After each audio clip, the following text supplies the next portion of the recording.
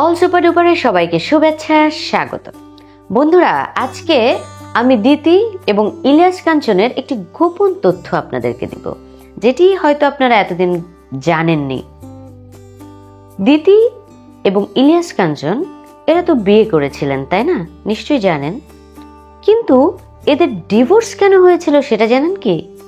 আমাদের all super ডুপারের আজকের ভিডিওতে সেটি তুলে ধরব। দেখতে থাকুন, আমাদের অল সুপার ডুপারের সাথেই থাকুন।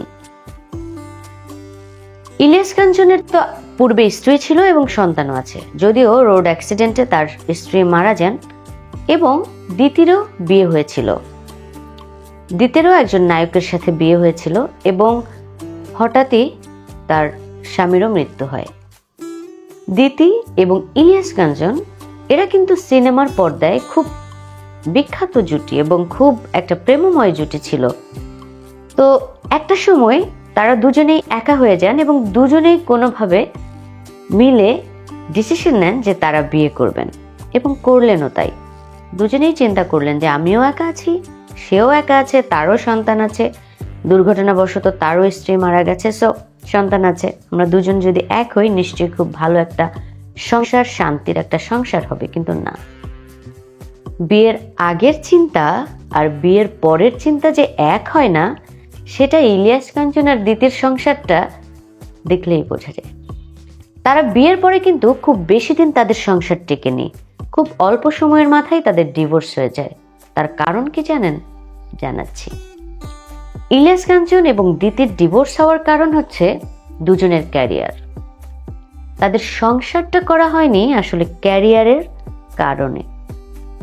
ইলিয়াস কাঞ্চন চেয়েছিলেন, যেহেতু দিতিরও সন্তান আছে এবং তারও সন্তান আছে, দিতি তার কাজ ছেড়ে দিয়ে, মানে সিনেমা বা নাটক যেটা তিনি করতেন সেটা ছেড়ে দিয়ে পুরো দমে সাংসারিক একটা মেয়ে হবেন, সাংসারিক বউ হবেন। কিন্তু এই কথা কখনোই মেনে নিলেন না দিতি, কারণ দ্বিতীয় তখন ক্যারিয়ারের তুঙ্গে। সে কেন শুধুমাত্র সংসারের জন্য তার ক্যারিয়ারের এত বড় ধস করবেন? কেন তিনি ক্যারিয়ার থেকে সরে, কেন তিনি ক্যারিয়ার নষ্ট করে সে সংসারে মনোযোগী হবেন? হ্যাঁ, সংসার আছে, সংসারের মতো চলবে, কিন্তু তিনি তার নাটক, সিনেমা এগুলো কিছুতেই আর ছাড়তে চাইলেন না। বিয়ের অল্প দিনের মাথায় এ নিয়ে হলো খুব গন্ডগোল এবং তারা গোপনে ডিভোর্সও করলেন। তাদের ডিভোর্স হয়েছিল খুব গোপনে এবং দীর্ঘদিন তারা আলাদা ছিলেন এবং মিডিয়া অনেক দিনই জানতে পারেনি যে তাদের ডিভোর্স হয়েছে। তার কারণ তারা দুজনেই মুখ খোলেননি।